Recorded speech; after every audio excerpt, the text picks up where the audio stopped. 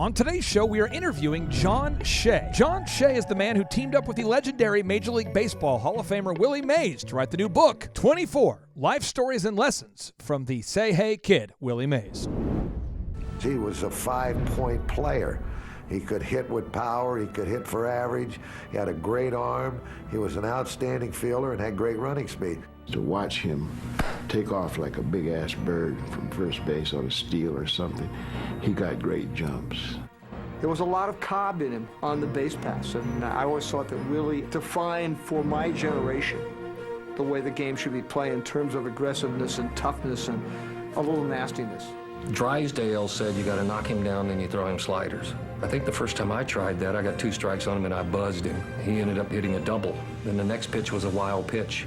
He rounded third, kept coming home. I'm covering home. He comes in, spikes high, starts to slide, then drops and slides around me and says, "I could have got you, kid. Just remember that when you come high and inside." Probably the best ball player I've ever seen when you take everything into consideration.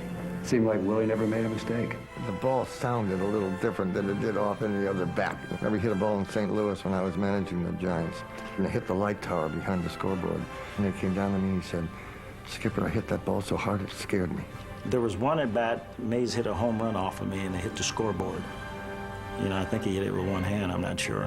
And he had one attribute that people didn't realize. He could catch anybody's fastball from the mound barehanded. So he would bet you whatever you wanted to bet that you could stand on the mound, throw as hard as you wanted to, and he would catch it barehanded. Some shows don't need a celebrity narrator to introduce the show, but this show does. 2 men, 8 kids, co-created by 2 different women, 13 multi-million-dollar businesses. Ladies and gentlemen, welcome to the Thrive Time Show. 3, 2, 1, here we go! Started from the bottom, now we here. Started from the bottom, and we'll show you how to get here. Started from the bottom, now we here. Started from the bottom, now we here.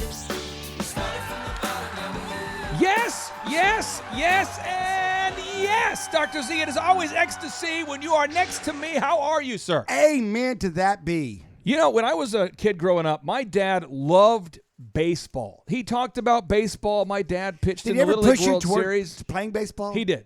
Did you succeed? I was very good until about the age of 13. Then you're an optometrist. You know this. I started losing the vision in my right eye, and I bat left-handed. Mm-hmm. And so it was hard to follow the ball. Not so good after that. Yeah, but I was good up until that point, and then it kind of fell off the wagon. But this guy, he co-authored a book with Willie Mays called 24 Life Stories and Lessons from the Say Hey Kid by Willie Mays and John Shea. John Shea, welcome on to the Thrive Time Show. How are you, sir? Oh, I'm great. Thanks for having me. Hey, you are blowing my mind here all the time. How did you first meet Willie? Well, I grew up in the Bay Area, so I saw the end of his career, late 60s, early 70s, and I went down to San Diego to go to school. I came back up in 88, and by then he was back with the team as an ambassador, you know, helping young players, basically being Willie Mays. And I started covering the Giants in 88, been covering them ever since. And, you know, this is 2 years after Mays, ended his suspension, Bowie Kuhn, with his relationship with the casinos. And, he's nothing but a PR guy. He and Mickey. Anyway, Peter Ueberroth becomes the commissioner and brings Mays and Mansell back in the game, which was a good thing. And then 2 years later, he's with the Giants, and then 2 years after that, I start covering the Giants. So I've known the man for many years, and I was obviously a childhood hero.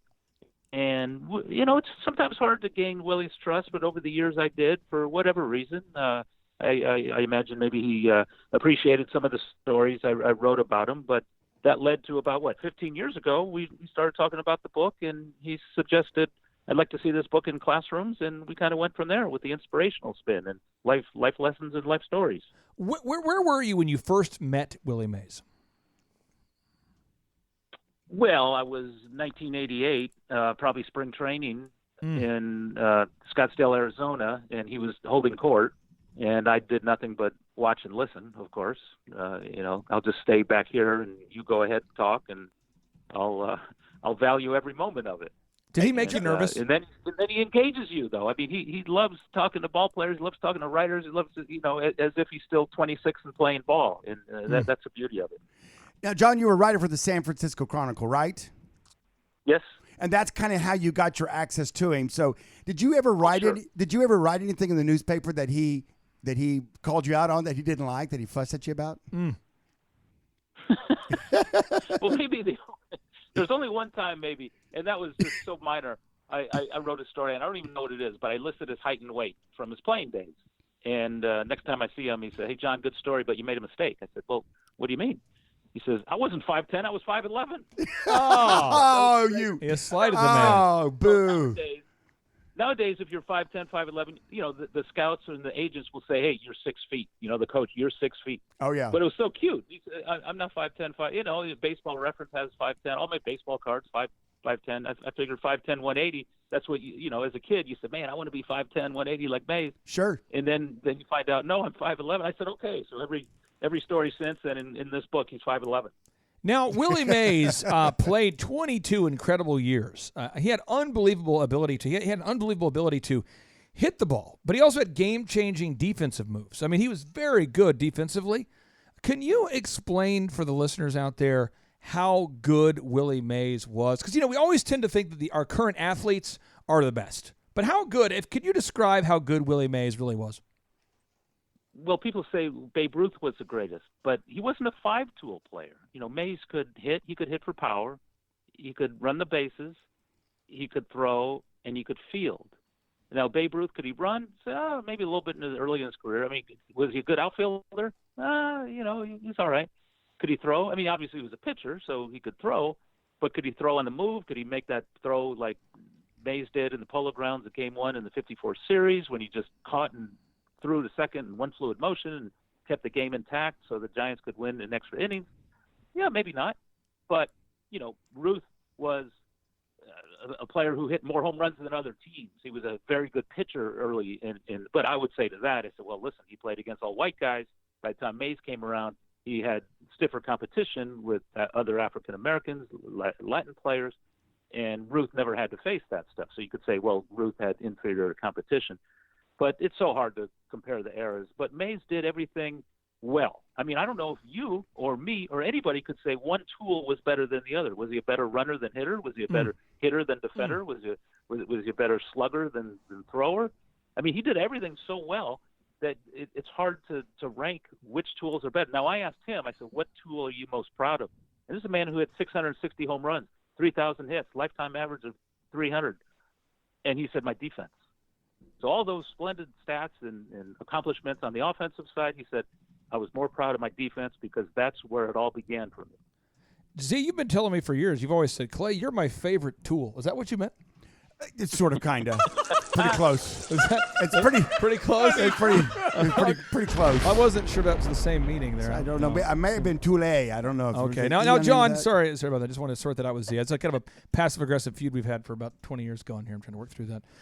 Now, John, you have. I understand that Willie once said that he was very fortunate to play sports. And all the anger, and I'm reading Willie Mays' quote here. He says, I was very fortunate to play sports. All the anger in me went out. I had to do what I had to do. If you stay angry all the time, then you really don't have a good life. He grew up during a time where he had to start his professional baseball career playing in the Negro Leagues. Can you talk about maybe what role Willie Mays had into ushering in equality between African Americans and Caucasians across this country? Wow, that's a great question, and I devote a whole chapter 17 to that in particular. And obviously, Willie didn't grow up with much. The Jim Crow South, height of the Depression, the mother's firstborn. She went on to have many kids, but not with Willie's father. His parents were teenagers when he was born. He didn't have much, but he always considered life in a positive manner and thought he had enough. Like he had his family and his friends. He had fields nearby, plenty to eat. And he came up in the Birmingham area, one of the most segregated areas in the country. And, Martin Luther King said as much in the 60s. And you have to subtract 20 years because that's when Mays played in the 40s for the Birmingham Black Barons of the Negro Leagues in 48, 49, and 50. 48 was the final Negro League World Series, and Willie at 17 was the center fielder for Birmingham in that series. It's just unbelievable. So, Bill Clinton, I speak with a lot of people, 200 plus, and one of them was Bill Clinton. And he gave me this quote. He said, Willie Mays made it absurd to be a racist.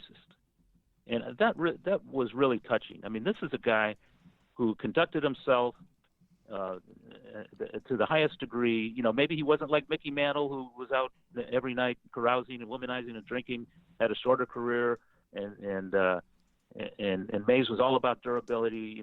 He wasn't booed on the road. He didn't drink. He didn't smoke. He was never thrown out of a game. He played with such great joy and wonderful style. And Mays made a statement to maybe these bigots who found themselves rooting for Mays. And, Mays was a magnetic character.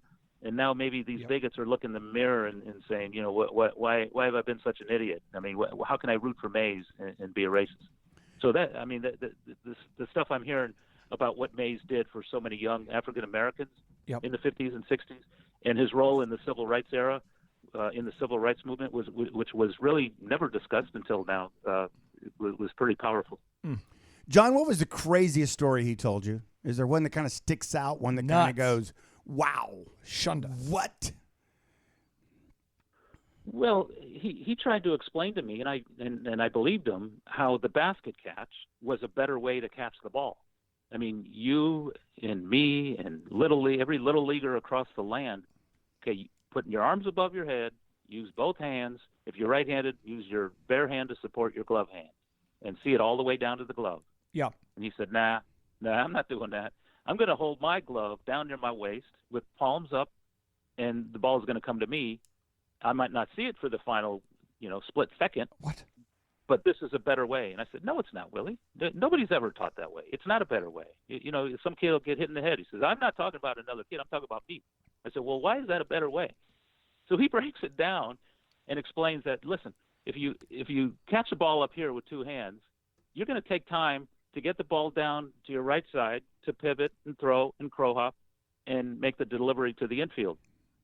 But if you use a basket catch, you're already in position to step and throw. The ball's already closer to your hand. You don't have to bring it down. You can just step and throw. And Willie did that in one complete quick motion that you had to slow down to believe sometimes. And so at the end of the conversation, I said, okay. Oh, if we teach kids a basket catch. He said, no, you never teach kids a basket catch. They're going to get hurt and blame me. Now, John, I got to ask you this because I grew up as a San Francisco Giant fan. I have two final questions for you. Then I know you have to go here. So two final fast questions. Kevin Mitchell played for the San Francisco Giants. I believe he hit 47 home runs in 1989. And he did the old catch, I call it the handbreaker, where he would actually catch the baseball with his bare hand and then break his hand in the process. Do you remember this? In St. Louis, Kevin Mitchell, absolutely. What's that move all about? Was that something that Willie taught him? Like, hey, this is called the handbreaker. You put your hand down. I mean, what was that move all about? Well, in the book, Kevin Mitchell explains how Mays inspired him and influenced him in a lot of ways, because when Mitchell was traded from San Diego to San Francisco that was the 4th of July of 87, he was a third baseman. And Mays said, no, you're going to be an outfielder and you're going to be a power hitter. So what are you talking about? So they kind of met behind the scenes. Mitchell was using a small bat. Mays said, here, use this big old one. Don't use that little toothpick. And for Mays, that's, back in the day, those bats were huge. And he said, don't pull everything. Use the whole field. So Mitchell learned how at Candlestick Park with that terrible wind to get balls out to the right center and into the jet stream and over the wall. So you're right. And by 89, he's the MVP and the best slugger in baseball. Yep. But that catch is something Willie did at Forbes Field in Pittsburgh against the Pirates going into left center. He tracked the ball and then suddenly a late burst of wind tracked the ball sort of behind him. So he moved his bare hand behind him and caught the ball on the run. And some old teammates tell me the story. including Monty Irvin, the great Hall of Famer who played in the Negro Leagues and then for the Giants in the 50s, said that Mays went back into the dugout and they gave him the silent treatment and said, Willie's looking around, waiting to shake some hands, and Leo DeRocher comes up to him and said, Willie says, "Leo, do you see that? You see my catch?" He said, "Oh no, I missed it. You got to go out there and do it again." Now, my final question here for you, and I'll let you get back to what you have to do. 24. Your book is titled 24 Life Stories and Lessons from the Say Hey Kid. Why should everybody go out there and purchase this book that you put together with Willie Mays? I mean, I know you guys have spent 15 years on the creation of the book, but why should everybody pick up a copy of 24 Life Stories and Lessons from the Say Hey Kid by Willie Mays and John Shea? Well, it spans the generations. It spans the personalities, the different cultures and lifestyles of people.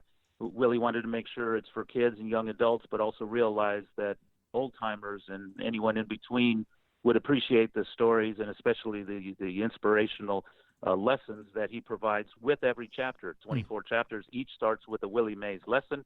And I think we could all learn from a guy who led an exemplary life, was maybe the best player of all time, certainly the most entertaining, the most durable.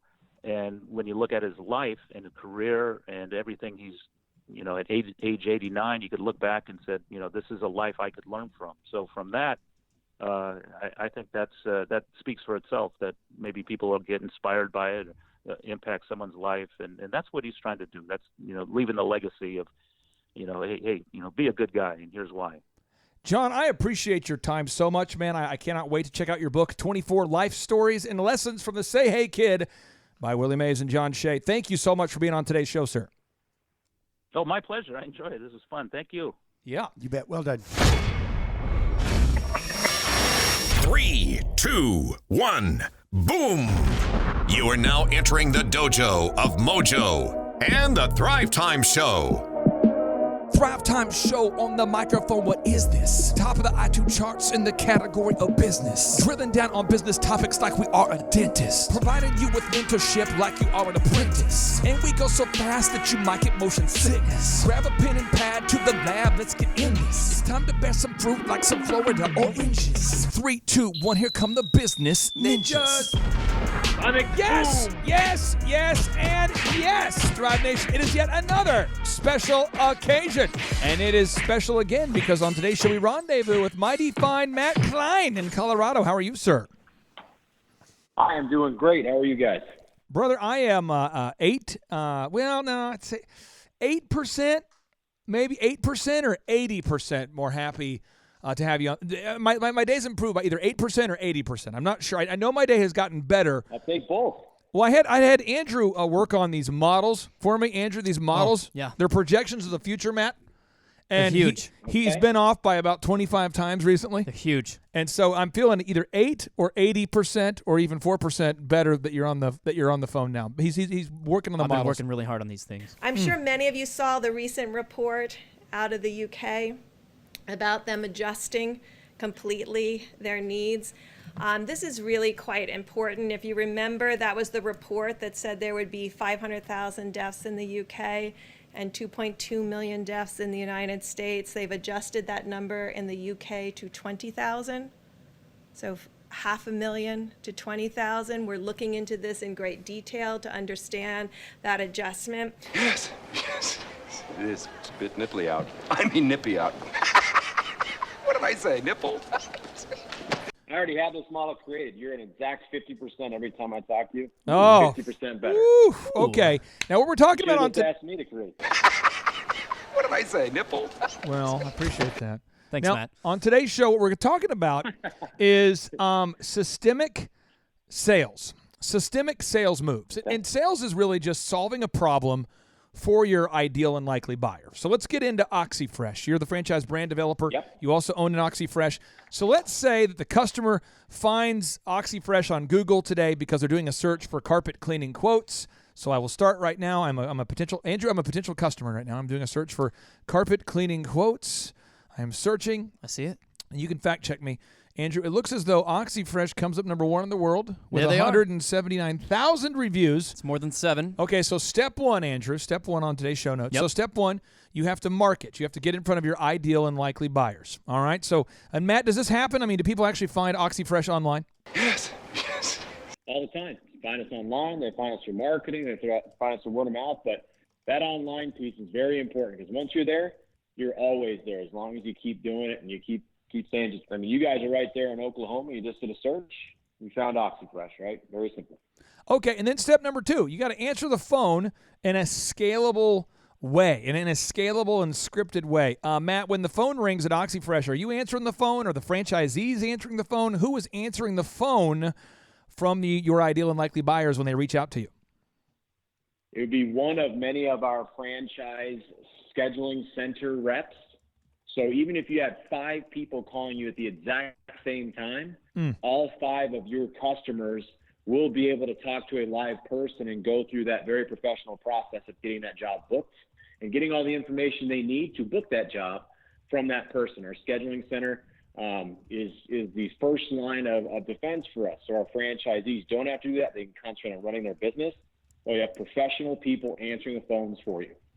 All right, so step 1 to scaling your business, you get in front of your ideal and likely buyers with turnkey marketing. That means marketing that works without you having to do it. And if you're interested in an OxyFresh, Matt can tell you how they do that. But the OxyFresh franchisees don't have to suffer their entire day learning to code. They don't have to learn how to do online advertisements. It just works. The system works. Now, step number 2 is you got to have a script, a sales script in place. Matt, do the OxyFresh franchisees have to write their own scripts, or do you provide the scripts for them? Or what if someone buys an OxyFresh franchise, what do they have to do as it relates to building the scripts needed for the phones to be answered for them?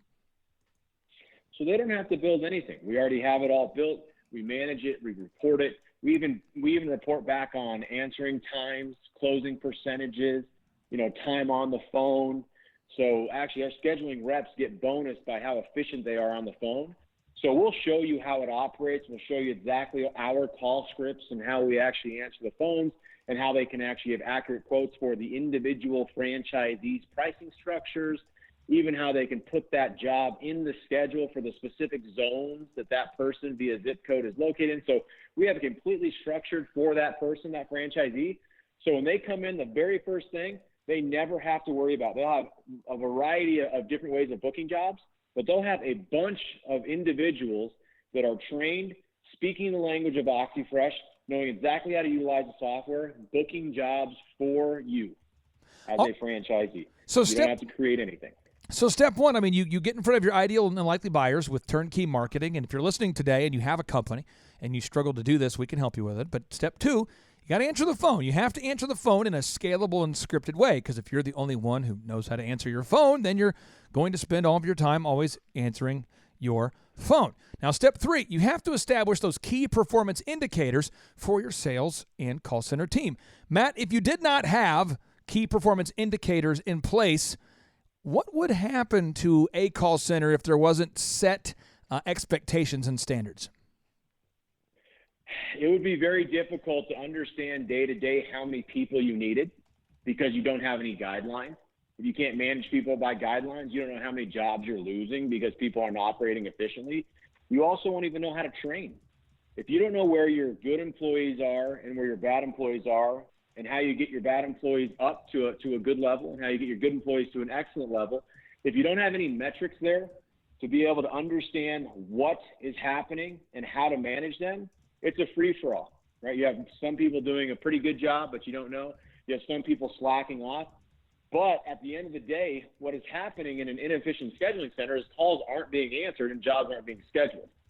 It's counterintuitive even having a scheduling center. So you have to have those metrics so that you can actually bonus those people, and so they can operate at a high level of efficiency, so that you can leverage that, and it can be a bonus to your business and a huge time saver. But if it doesn't operate right, it's doing the opposite of that. You're losing opportunities. So step 1 again is we have the turnkey marketing. We want to get in front of your ideal and likely buyers with turnkey marketing. Step 2 is you answer the phone in a scalable and scripted way. Step 3 is you establish the key performance indicators for your scheduling sales team. Now, step 4 you have to systemically discover the problems that you can solve for your ideal and likely buyers. You have to do this. Now, Matt, when somebody shows up on the job site to meet with a consumer, a customer reaches out, they want to have their carpet cleaned, and the call center schedules the appointment for the carpet cleaning tech to go to their home and clean their home. What are all of the problems that you can solve for your ideal and likely buyers at OxyFresh? Yeah, so it really starts with what type of property, right? Because commercially, our 1 hour dry time is a huge problem solver because now we have flexibility in when we can book, depending on when their actual employees are going to be there, right? So that gives a huge amount of flexibility. Also, when it comes to residential, right? As a residential customer, you have family, you probably have kids, have some pets in there. When we can say, we're going to come in there, we're going to clean your home, we're going to be out of your hair in about an hour or two, and your home will be back to normal in 3 hours from the time we get there, right? There's no lingering effects. It solves one problem where they don't have to shut down their home for an entire day. Secondarily, we're solving the problem of their home being dirty, being unsanitary, not being something that they want to go into every day and feel clean. So we're solving the problem of their home where their family is being clean, being organized, wanting to go into your home and not, figuring it out as a pigsty, for instance, right? We're also solving the problem of time. We, as a franchise, we don't have the cable tech type of scenario where we're going to give you a 5-hour window. We're going to say, what time is best for you? 9 a.m. on Tuesday, great. We'll be there at 9 a.m. So we solve the problem of time. We work around your schedule so we can get there when you're going to be there, so we can knock it out and you can go back to work, whatever you're going to do. Okay? But we also are going to really understand your property, because you might call us out there to go actually clean the carpet. And you may not even realize that we also do upholstery. We also do tile and grout. We also do hardwood floors. We also have an EPA certified carpet cleaning sanitizing product you don't even know we have, right? We also have a hospital grade hard surface cleaner that can get rid of things like COVID and SARS. You might not know those things, but when we tell you that and we inform you that we have all these services, now we can increase that engagement, give you more things than you asked for. Now we left your home even better than you asked for. All those things are just making that customer's experience better than what they even expected. If you can do that, you're going to win on all levels. Matt, walk us through again all the services you can provide. I'm going to try to type them as you're telling me because you're blowing my mind. What are all the services that you're providing up there at OxyFresh? Yeah. So we have carpet, upholstery, okay. Tile and grout, okay. Hardwood floor, yep. We also have a total odor program where total we can odor? actually remove smoke, on hard surfaces like walls and things like that. And so like if you have an apartment unit and the tenant smoked for 5 years, we can actually remove that smoke from the walls. Okay. Same thing we do with cars. Okay. As of this last month, we now have an EPA certified carpet cleaning sanitizing product. Oh, Billy. Okay. That's good. We also have EPA certified? EPA certified. Okay. Safe for your kids and your pets. Okay. We also have a EPA registered hard surface hospital grade cleaner, to where we can go into someone's home and we can clean their touch points on their handles, their coffee table, their any hard surface that is a touch point. We can actually clean it off, get rid of any of those things. It does include COVID-19. It does include SARS, all those things. We can get it where your home is as clean as it's ever been. Do you ever have to move the tables, kind of, maybe adjust or flip up the tables? Do you have to move them around and stuff to clean them, or what's your approach to this?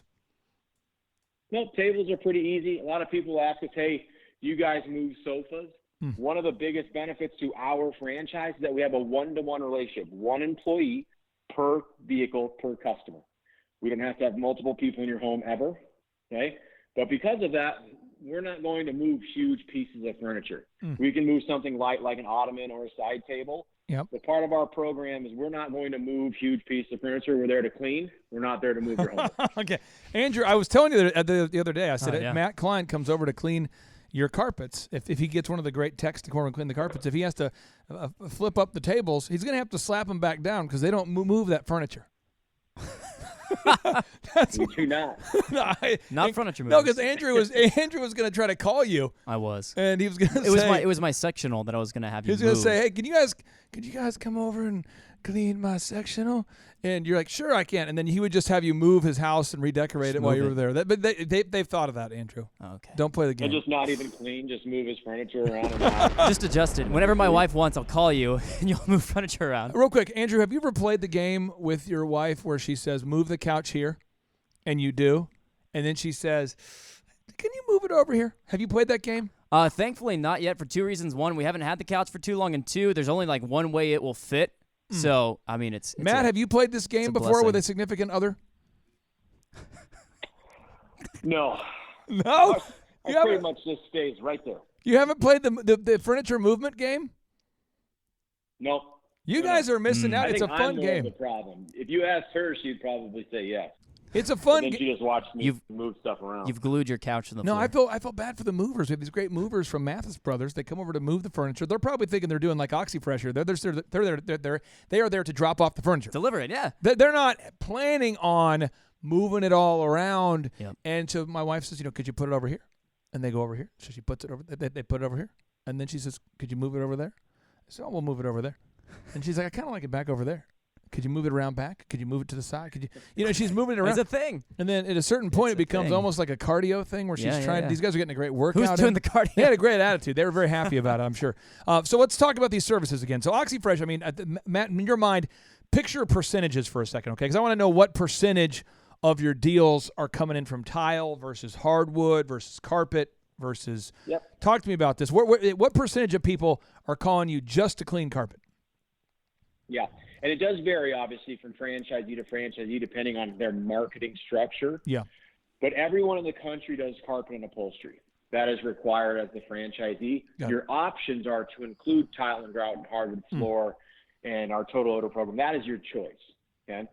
But it is the majority of our cleanings across the country, even in places like, Miami, Florida, and Arizona, and any coastal areas. It's still a majority of carpet. In those areas, you're going to see a little bit higher uptick in tile and grout. Tile and grout is very easy to see that it needs cleaned. Hardwood floor is a little bit harder. You can look at a hardwood floor and it's not as easily seen, right? Like you can look at a tile line and say, hey, it's dirty and you need it cleaned. Not so much for hardwood. So that's more of I would say, a add-on service. But it's about 80% of it's carpet and upholstery. Yeah. And our other services are the other 20%. Now, we do have franchisees who have pushed that number and skewed it a little bit more by their efforts in marketing. But commercially, if you're going after commercial business, you're going to see that change a little bit too. Because commercial buildings like hotel chains and restaurants, they're going to have a little bit more tile and grout than your average home. What's the biggest commercial job right now that an OxyFresh franchisee is working on right now that you know of? Is there a big hotel, a famous hotel, maybe a famous or a job that you have worked on before? Maybe a big hotel, a big resort, a big casino? Probably our biggest one is Vail Resorts. Vail Resorts? They own all of Vail Resorts. They own all of the ski resorts here in Colorado. Oh, man. We have a franchisee that does basically all the Vail Resorts properties. It's an extremely large contract, and they've been doing that for some time.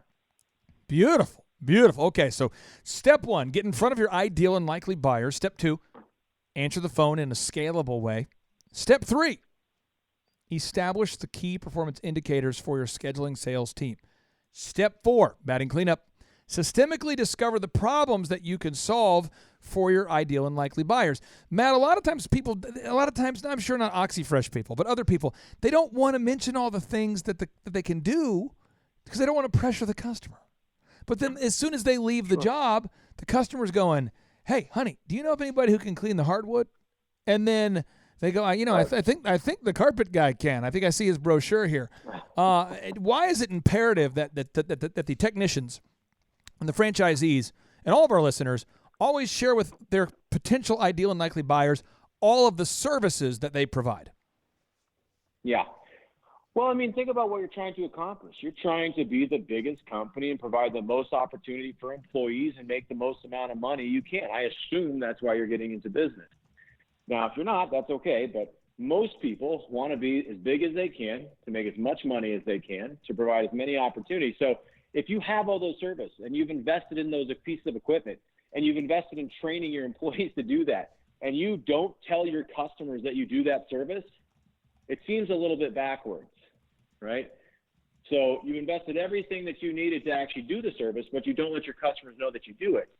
That's a little bit of it's counterintuitive to you being able to grow, right? The other thing too is you don't have to be abrasive. If you're there to clean the carpets, like what we do is we have a very nice laminated, it's not a card, it's like 10 by 12.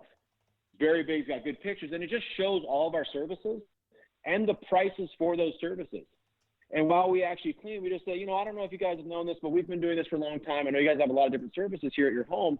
If you ever think about doing this, let us know, because we can come here and we can get you taken care of, right? I see you guys have a lot of tile and grout, and here's what it looks like. And so you just give them the opportunity to look at the services that we offer so that even if they don't want at that point, they know what we're capable of. So they're not actually going out and searching for another company that offers that service.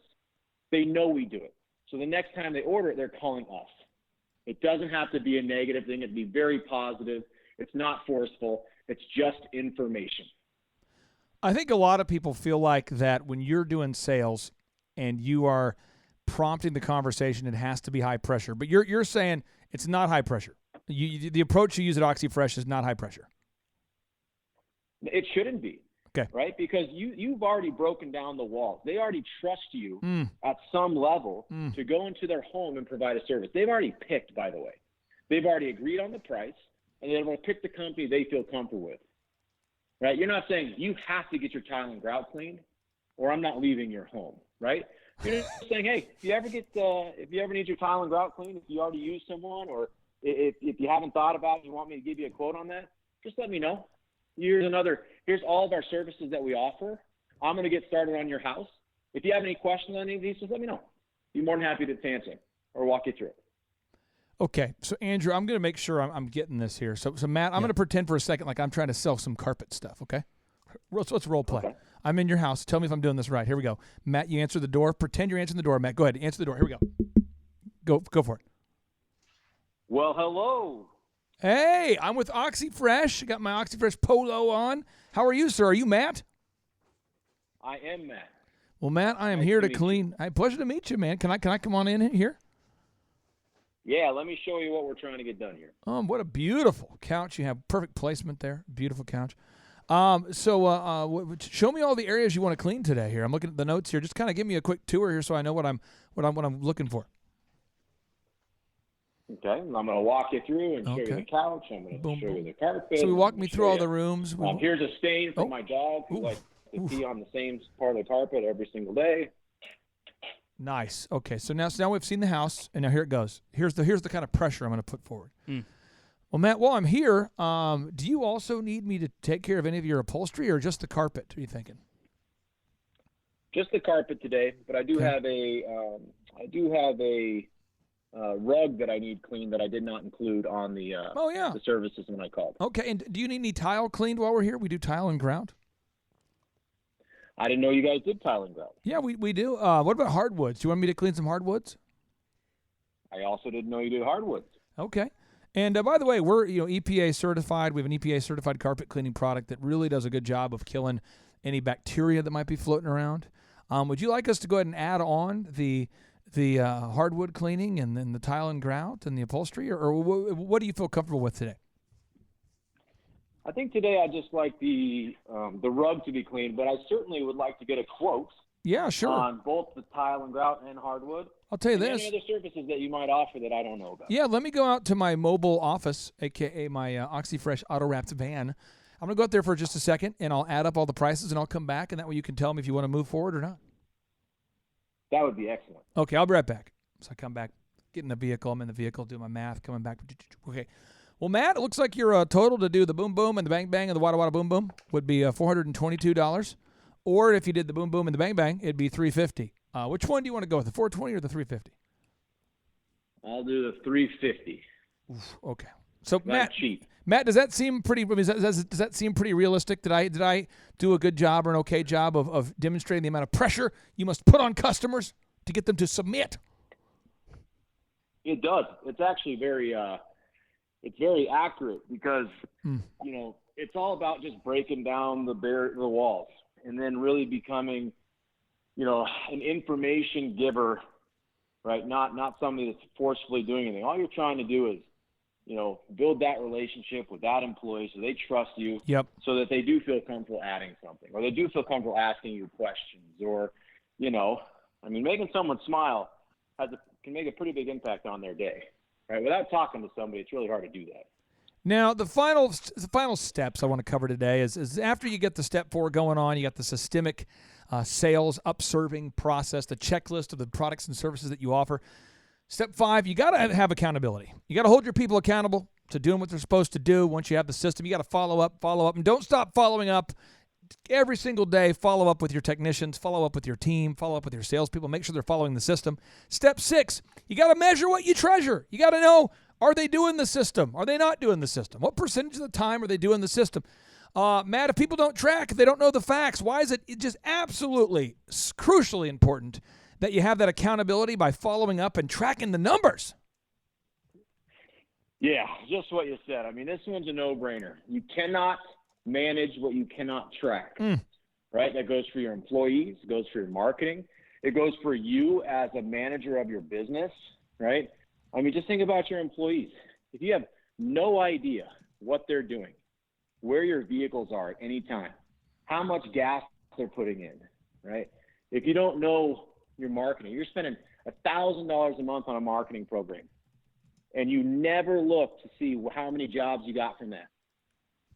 It's going to be pretty hard to see if you should spend more than that. Maybe you should spend triple because the numbers tell you that you're getting a great return. Maybe you've gotten, for the last 6 months, maybe you've gotten 0 jobs. You spent $6,000.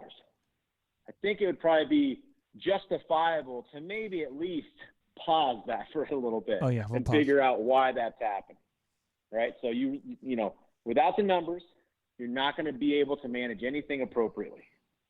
It's all going to be a guess. And at that point, you better be darn good at guessing.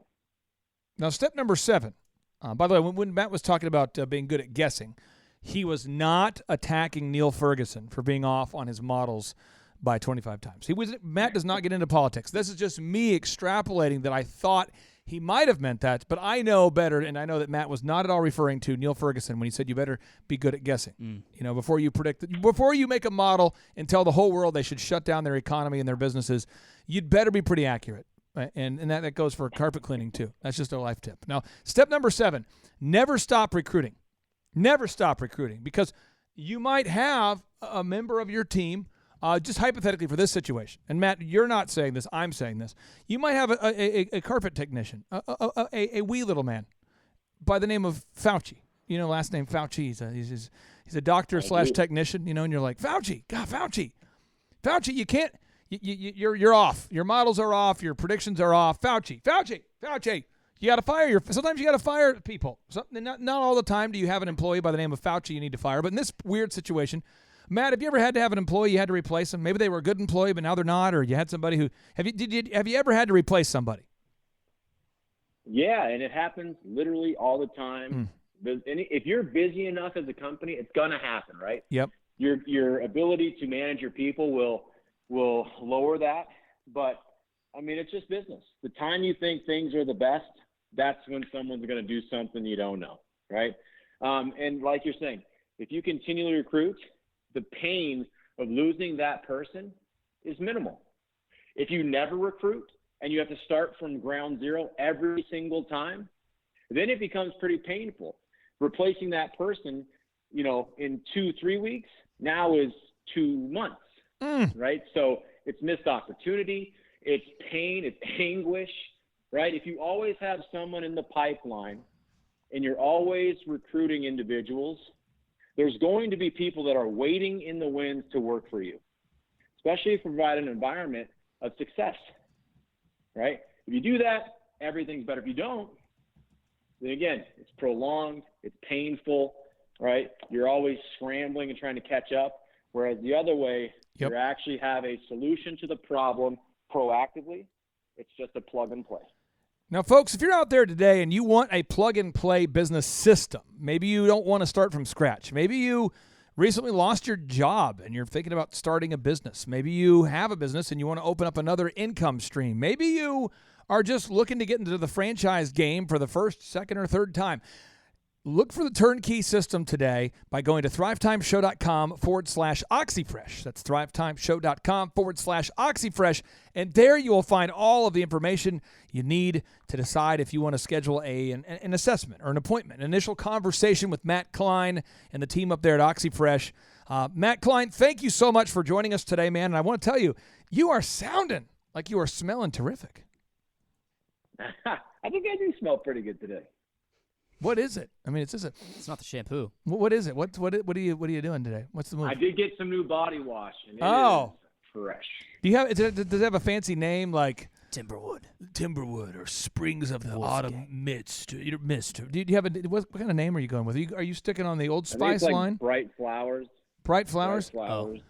All right. Flowers. Final personal question. Delightful. Final personal question. When you hop in the shower, how many lotions and potions do you apply before you're out of there? Because there's we're in a time now where we have like a loofah, we got a body wash, we got a shampoo, we got a scrub, we got a second loofah. What do you got there?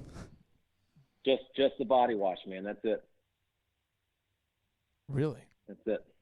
Awesome. Well, I knew it. Keep it simple. I knew that on this audio only podcast there was a reason why you smelled so good. I knew it. It's an aroma. It's an aroma, folks. Let it just simmer. Just simmer. If you're right now, folks, if you are looking for a good time, Google search Matt Klein today. Just Google search Matt Klein, Kline, and there you will find the former high school star athlete who once led the state of Colorado in points per game. Am I making that up, Matt Klein? Am I making that up? You did lead the state of Colorado in points per game in high school. Am I making that up? Yes. I did for a period of time lead the state in scoring. How tall are you? Not tall. How tall are you? Answer the question. Don't play the game. 6 foot. Under 6. How tall are you? Seriously? About 5'10", 5'11", maybe. Really? What am I saying? Depends on what shoes I'm wearing, really. Okay. Well, yeah, I'll tell you this. If you're out there today and you feel like you want to challenge Matt for a one-on-one basketball game, do it today by going to thrivetimeshow.com/OxyFresh. Matt, thank you so much for being on the show, my friend. You are a great American. All right, guys. Have an awesome rest of your day. Take care, dude. Bye. And now, without any further ado, 3, 2, 1, boom!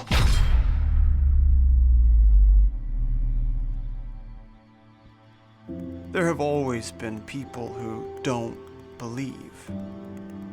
They don't believe in hard work.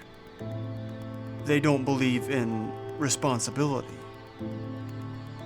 Ultimately, they don't believe in themselves. They believe in shortcuts, in luck. They believe that outside circumstances control who succeeds and who doesn't. It's just the luck of the draw. But you are not one of these people. You believe that no matter what your circumstances tell you, success is still possible. And you accept this responsibility because you want to achieve something great. You're hungry for it. You chase it from the moment your eyes open in the early morning. You chase it into all hours of the night when others have given up, when others have said that it couldn't be done. You've kept pushing because you believe that success is not a game of chance. Success is a choice that you make every single day.